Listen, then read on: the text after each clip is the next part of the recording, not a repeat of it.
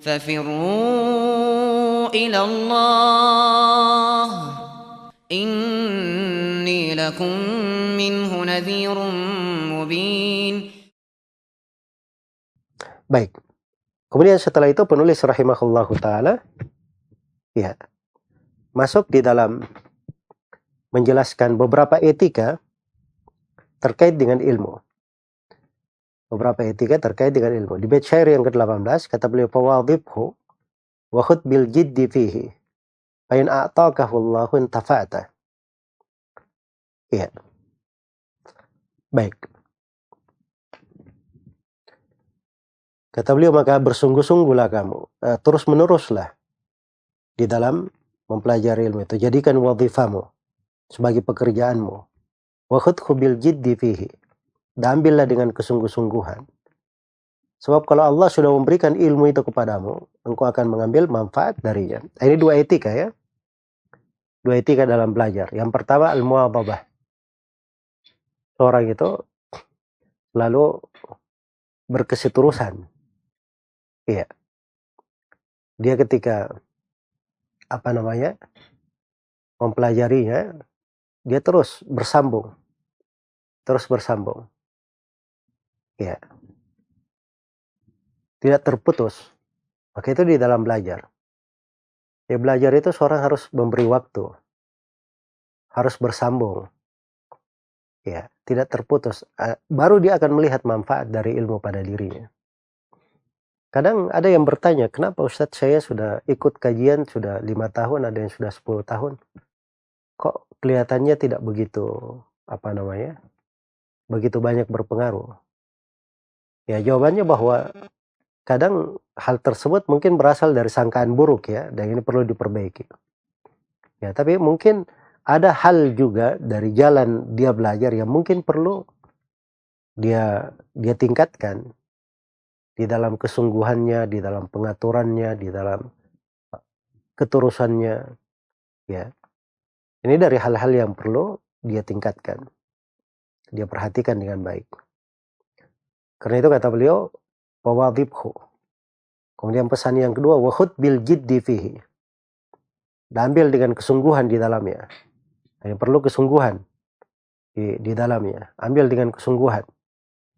Betul-betul bersungguh-sungguh. Iya. Sebab ilmu itu didapatkan dengan kesungguhan, bukan dengan malas-malasan. Sebab kalau malas-malasan, semua orang bisa malas. Iya. Tapi yang membedakan itulah rintangan dan hambatan.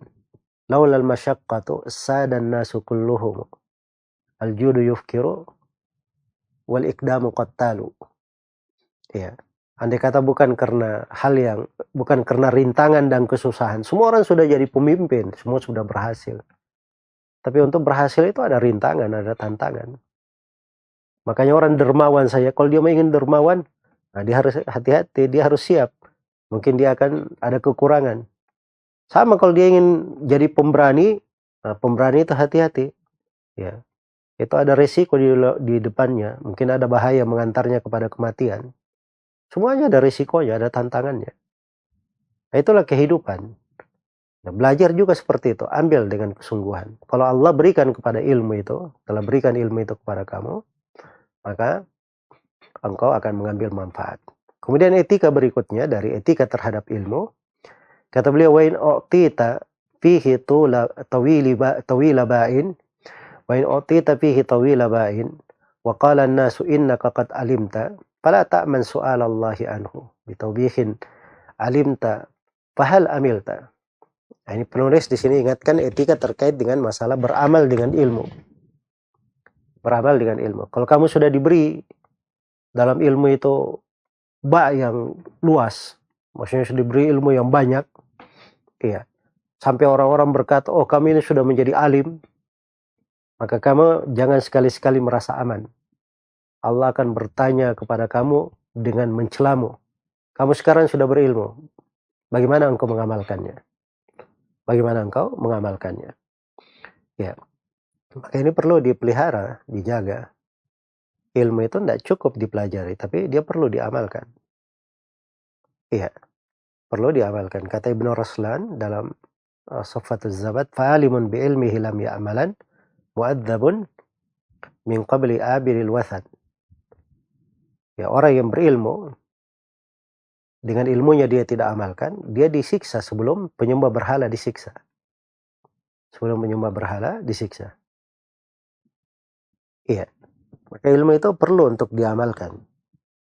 Perlu untuk diamalkan. Dan memang dipelajari ilmu itu untuk diamalkan. Walau annahum fa'alu ma yu'aduna bihi lakana khairan lahum wa ashadda tathbita.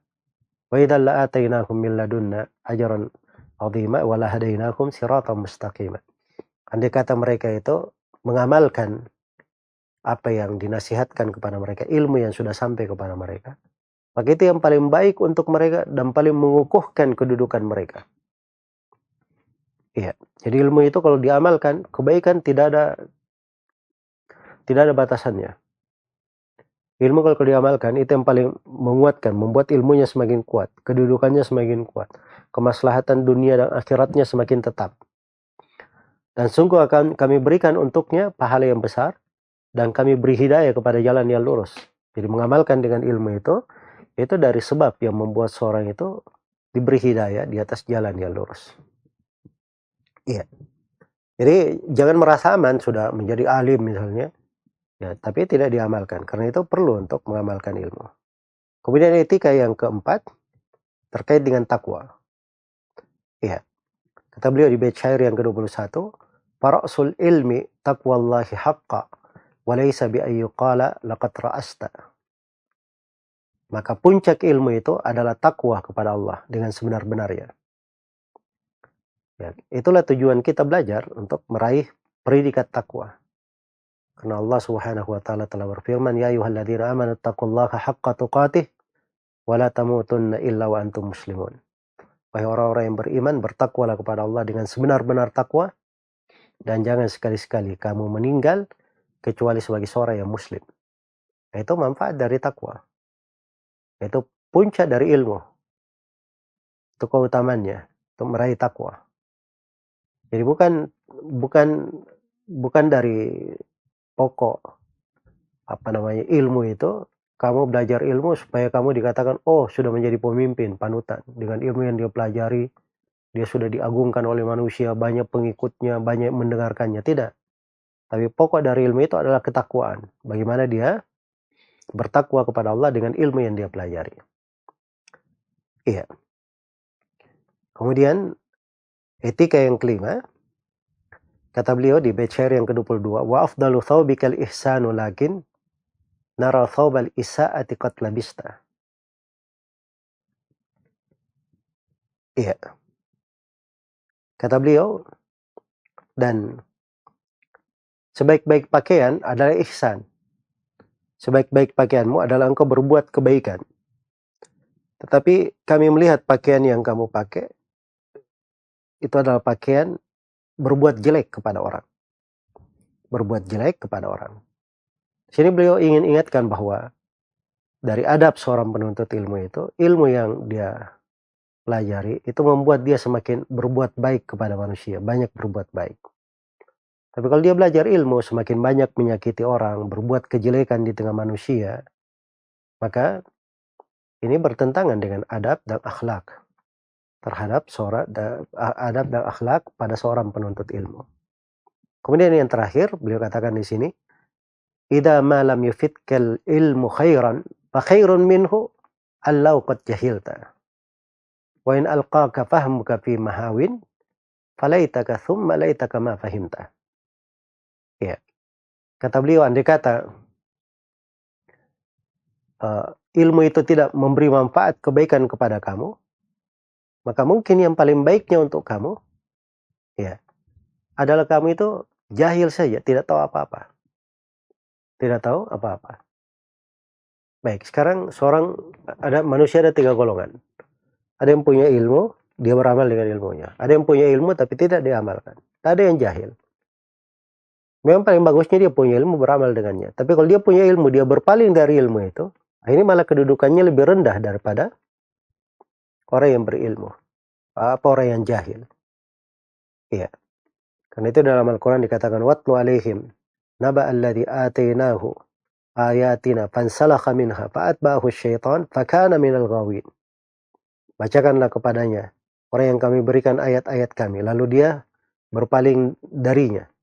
Kemudian diikuti oleh syaitan, maka dia pun termasuk orang-orang yang gawin, orang-orang yang menyimpang. Walau syi'na la rafa'nahu biha. Andai kata kami berkehendak, kami angkat dia dengan ilmu itu. Walakinnahu akhlada ilal ard wattaba'a hawa. Tapi dia sendiri yang merendah ke bumi dan mengikuti hawa nafsunya. Iya. Ini makna ucapan penulis rahimahullahu ta'ala di sini. Ya, seruan dari beliau agar supaya seorang itu mengambil manfaat dari ilmunya dan memberi kebaikan juga dengan ilmunya. Iya. Sebagaimana wa in alqaka fahmuka fi mahawin falaitaka thumma laitaka ma fahimta. Andai kata pemahaman kamu terhadap ilmu itu membawa kamu kepada mahawin, ya, membawa kamu kepada hal-hal yang menjatuhkanmu, hal-hal yang menghancurkanmu, maka andai kata kamu tidak paham. Ini ada orang-orang diberi ilmu-ilmu, tapi subhanallah tidak diberi pemahaman. Ya, diberi kecerdasan, tapi tidak diberi kesucian. Utu zakaan, walam yu'tu zakaan. Diberi zakat, utu zakaan, diberi kecerdasan, tapi tidak diberi zakat, tidak diberi kesucian. Iya. Diberi dari ilmu, tapi tidak diberi dari pemahaman. Diberi dari pemahaman. Betapa banyak orang-orang yang dia belajar di jenjang ilmu yang tinggi, tapi ilmunya tidak membawa kebaikan untuk orang.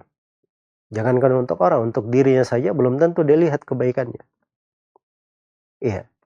Maka andai kata engkau tidak paham saja sebelumnya, di posisi jahil itu lebih mending. Iya. Kalau memang dia jahil dalam posisi dia memang tidak ada yang mengajarinya, tapi kalau dia jahil, ada yang tempat belajarnya, bisa belajar tapi dia tetap jahil, itu masalah ya. Nah, itu adalah hal yang dipermasalahkan. Tapi penulis di sini ingin memperbandingkan, membawakan perbandingan, hanya ingin menunjukkan bahwa seorang yang berilmu itu dia mengambil manfaat dengan ilmunya dan memberi faedah kepada manusia dengan ilmunya. Baik, ini sudah selesai ya dari 24 bait syair. Insya Allah bait syair berikutnya kita akan lanjutkan nanti di sesi yang akan datang.